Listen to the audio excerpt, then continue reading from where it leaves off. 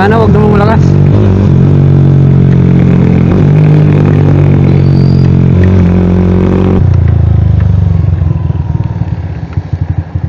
Kung malakas siya.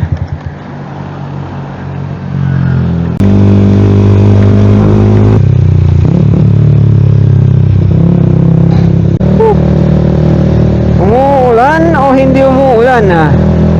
Ganoon talaga guys. Gusto lang tayo mabasa. Binasa lang yung motor ko.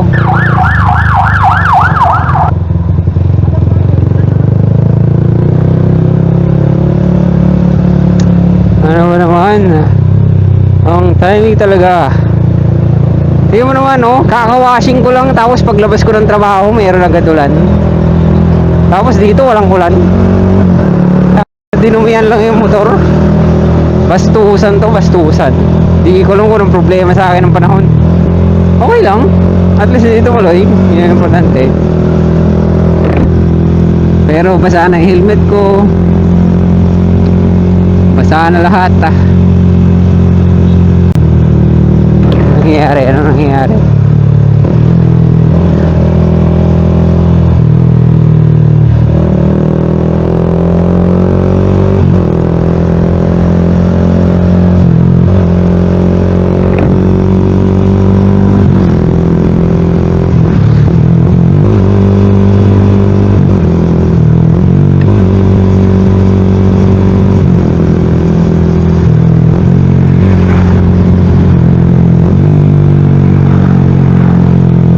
Yan, mag-record na tayo ng POV. Pwede naman na mag-POV siguro. Hindi naman na siguro uulan guys. Ayan.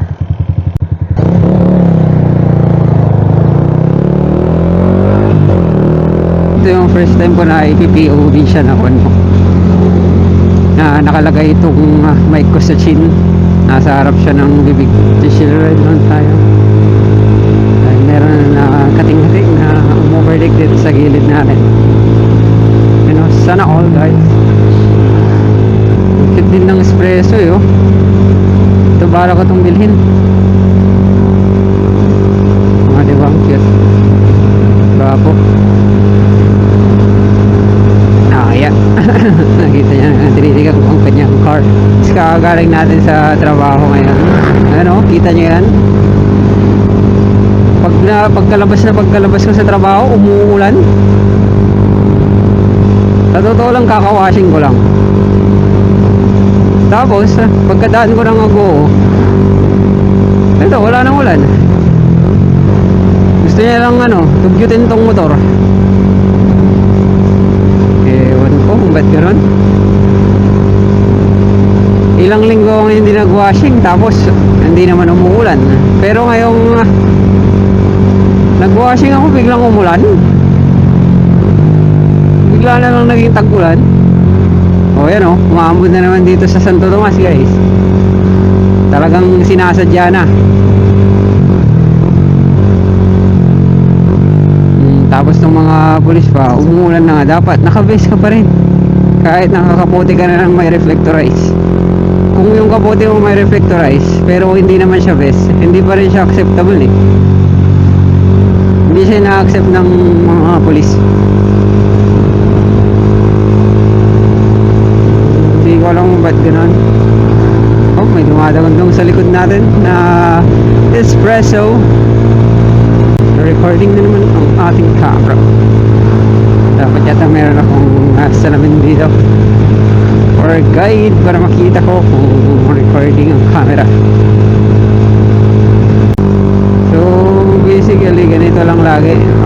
Kahit naman basa talaga tong mabasa tong camera natin is okay lang. Waterproof naman siya eh.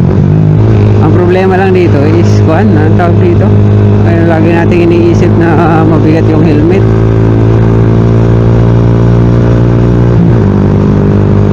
What's happening in the earth, guys? Hindi natin alam kung anong nangyayari. Basta ang alam ko gabi na at wala nang nakikita ang camera ko.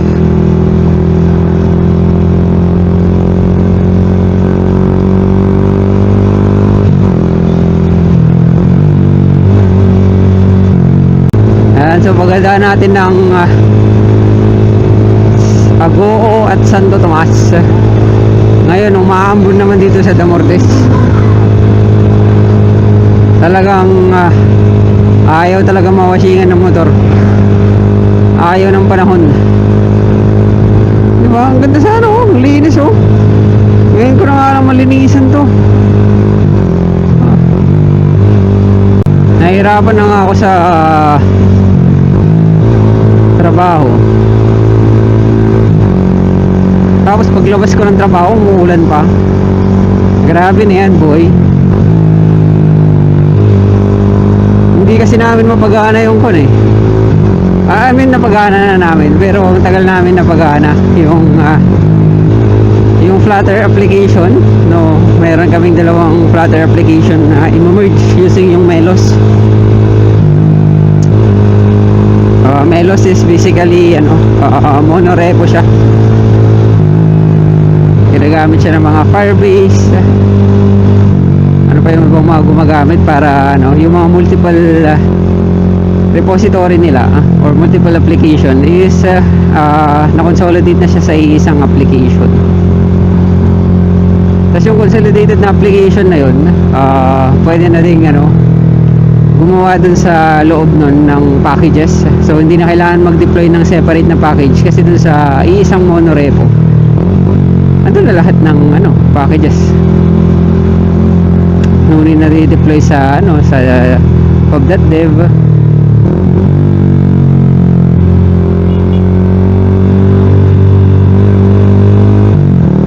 So Damortes na, pero ayan, paulan pa lang dito, maambon. Kailangan natin tanggapin na ganitong live. Gabi na, hindi ko alam kung may nakikita pa tong camera ko, guys. Ito yung kahinaan ng Insta360 X4. Pag dumidilim na is medyo dumidilim na din yung kuha niya. Hindi kagaya ng mga bagong release, mga Osmo Action 6. Mga yan maliwanag na yung kuha nila, mga Ace Pro 2. Pero ito naman kasi yung single lens niya. Pag nag-switch tayo sa single lens niya, ito ginagamit ko para sa POV, dumidilim yung kuha niya eh. Pero kapag yung 360, optimize naman siya pag madilim. Nakikita naman yung paligid, maliwanag siya pag madilim. Pag 360 na na version. Pero kapag ganito na single lens, malabo eh.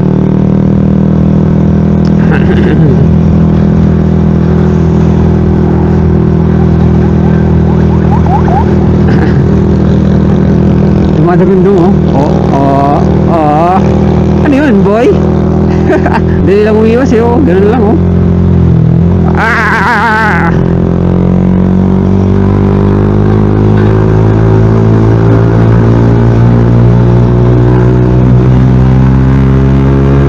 masyado tayong mabilis. Masyado naman nagbagal ditong nasa harapan natin. Hindi natin alam kung bakit siya nagbagal.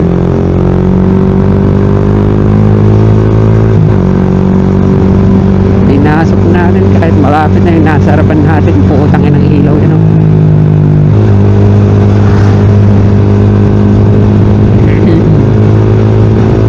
Hindi naman umuulan dito. So guys, may dumadagundong sa ating lipran.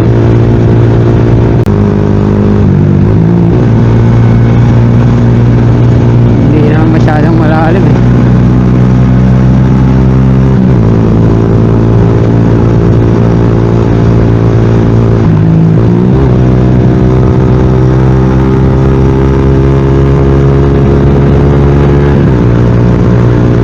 Bigla na lang humarang sa ating lipunan. Hindi ko alam bakit sila humarang dito sa ating kagitnaan. Pulis! Pulis! Pulis! Checkpoint. Kailangan natin mag-base.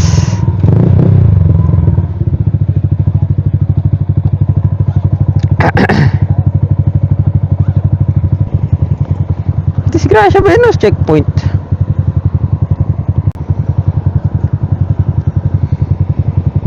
Umak.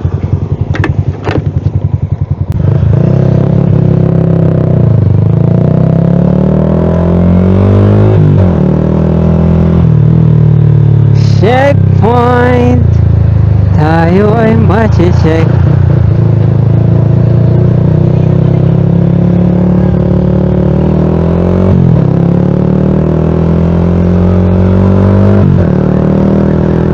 Binago na nila ang checkpoint dito guys. Nandito na sila sa bypass. Ang daming nahuli sa totoo lang. Pwede na tayong mag-alis ng ating vest kasi nakalayo na tayo sa pulis. Diba? Ba't kasi kailangan pa ng vest? Diba? Doon ako nagtataka eh. Bakit kailangan pa mag-vest? Eh may ilaw naman tong motor natin. Hindi ko maintindihan eh. Di dapat yung mga driver ng sasakyan naka-vest din sila. Discrimination to eh. May ilaw din naman yung sasakyan, may ilaw din naman yung motor. So dapat naka-vest din yung driver ng sasakyan. Hindi yung naka-motor, naka-vest. Tangina. Ang angas ng suot ko tapos magbe-vest lang. Ganun talaga.